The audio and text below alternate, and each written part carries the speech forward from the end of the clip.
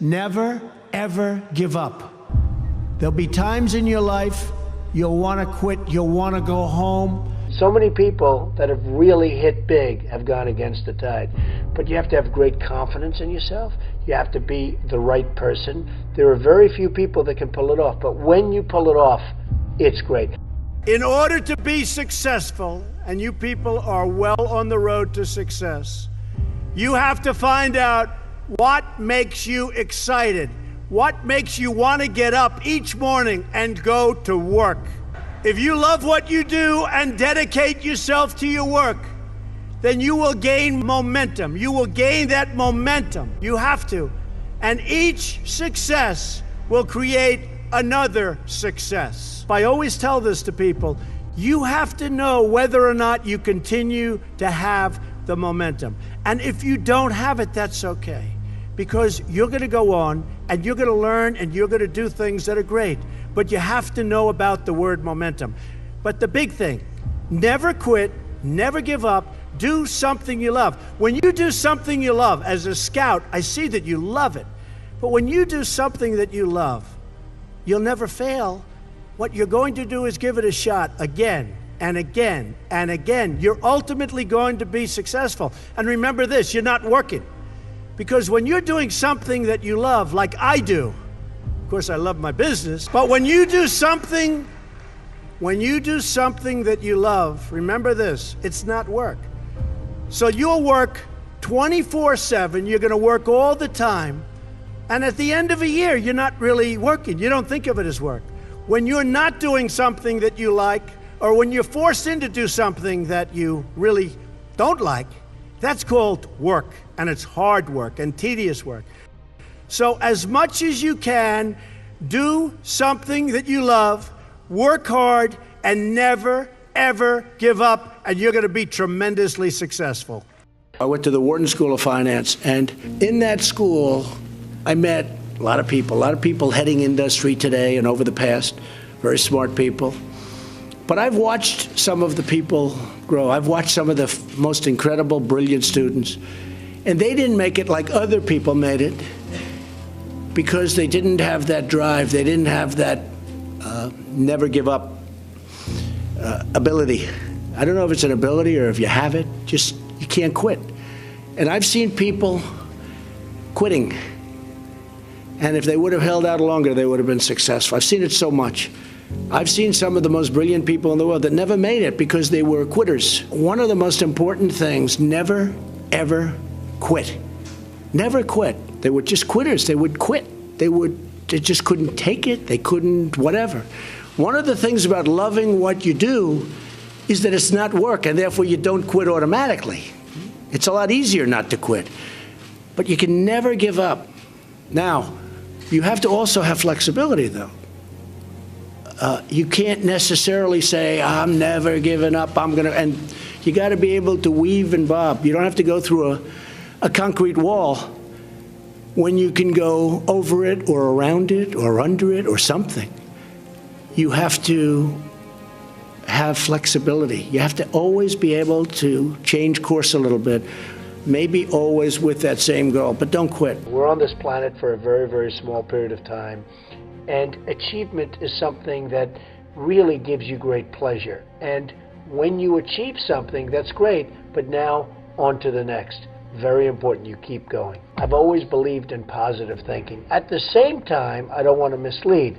I also believe in aspiring, in terms of what you're doing, aspiring to protect against the downside. You can't just be this wonderful guy walking around, everything's positive, because unfortunately that's not the way the world is.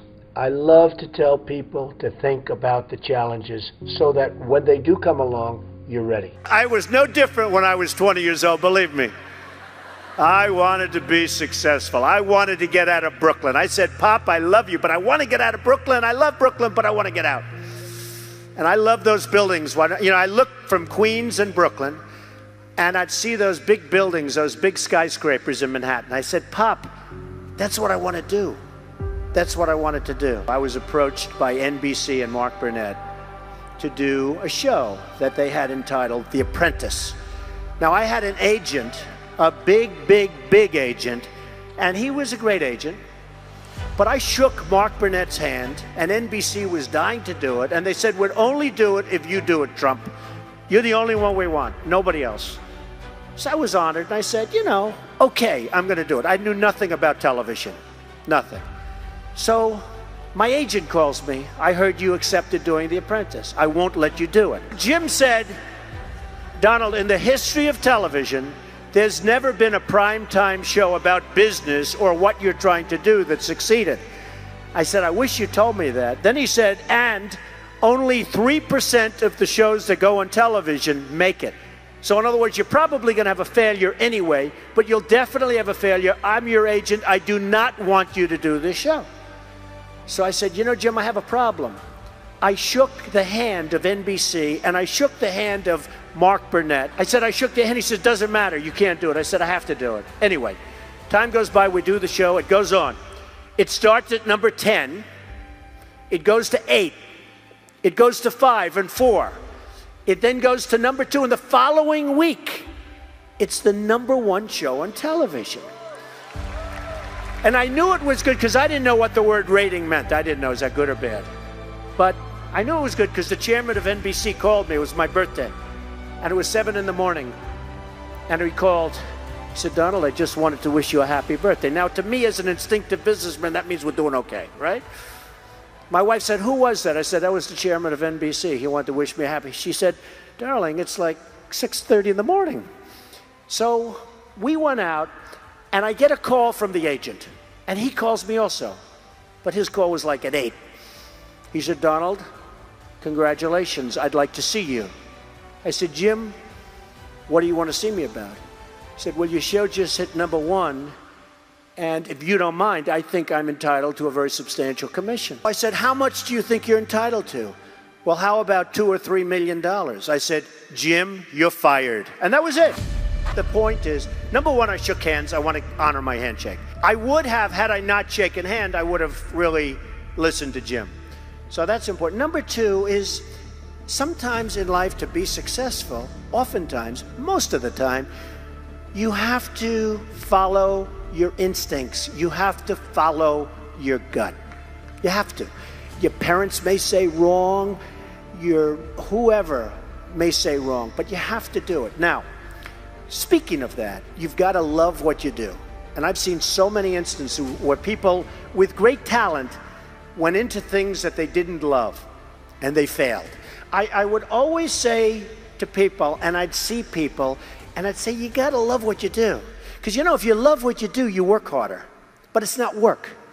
I just bought Doral. I was telling Jerry, I just bought Doral, 800 acres in the middle of Miami, gorgeous. I'm so excited, I want to fix it up. I love taking things and fixing, taking things and building. I love building. I almost like fixing better because if you're smart, if you're really smart, you can save a lot of money. When the building is there, the foundations are built, the steel is up, the walls are up, and then, you know, you have people say renovation costs you more money. Those are people that aren't smart people. I know that for a fact you renovated a couple of buildings here and did very well, that you could never ever do if you had to build new. If you build new, I love that too. I do it both ways. But there's something great about the renovation project. So, you've got to love what you do. You've got to work hard. Never, ever quit. Never, ever give up, because that's the other thing. I've seen people that are super genius, but they don't have that gut feeling. They don't have that stick-to-itiveness, that never quit. And I've seen people that almost made it and failed because they couldn't go that extra mile. They couldn't do it. So you get something, you never, ever quit, never, ever give up. You know, when people ask me about success, I've just started thinking about it over the last couple of years because I've seen a lot of it. You have to have an ability to handle pressure because no matter how successful you are, I have many, many friends and enemies, a lot of enemies too, I don't care, but they're smart. I have a lot of enemies, and I've watched people and I've seen it. And people that can handle pressure can be entrepreneurs, can be successful. Now, I have some friends that are really, really smart, but they can't handle pressure. In which case, they should work for somebody, do great, and have a good life. There's nothing wrong with it. Because I almost think that's an instinctive thing, the ability to handle pressure. Now, one of the things I tell people about pressure is, you know what? They said, how do you handle pressure? Who's had more pressure than me? Have I had pressure over the years? You have to remember, it doesn't matter. God matters. Your family matters. It doesn't matter. And if you say it, I have some people, they say, I've got to be successful. I've got to be. They'll never be successful. It's too crazy. They can't think straight.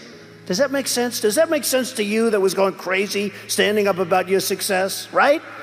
So you've got to be able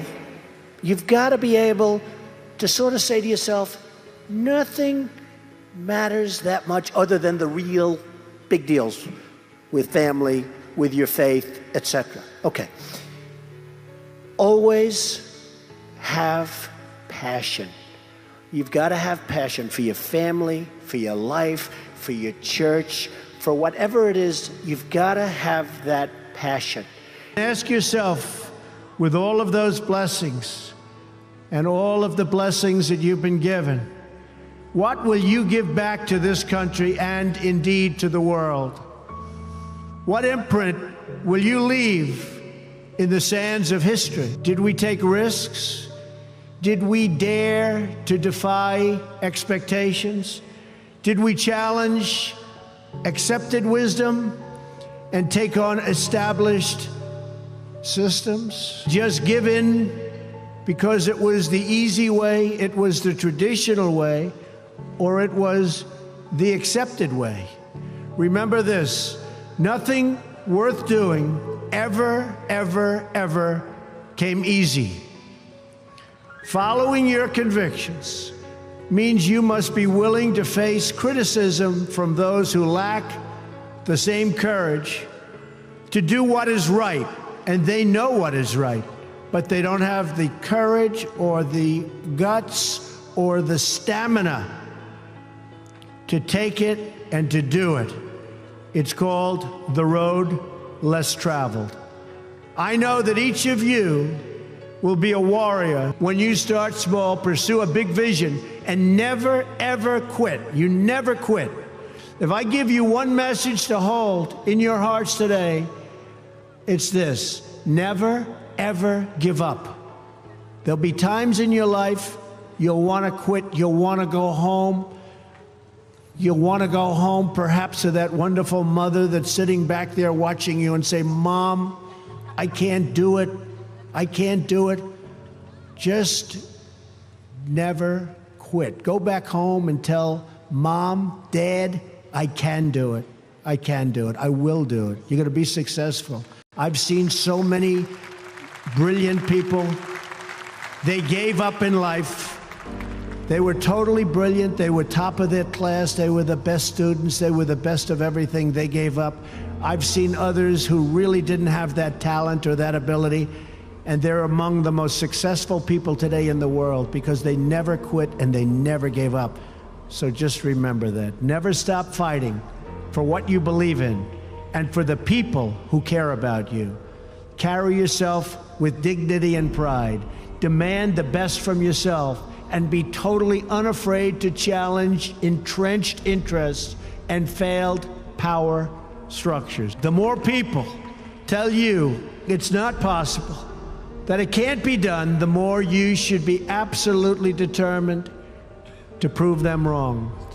Treat the word impossible as nothing more than motivation. Relish the opportunity to be an outsider. Embrace that label.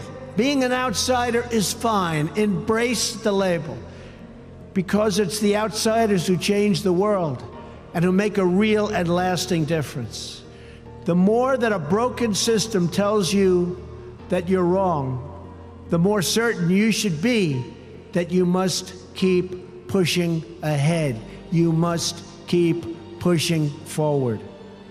And always have the courage to be yourself.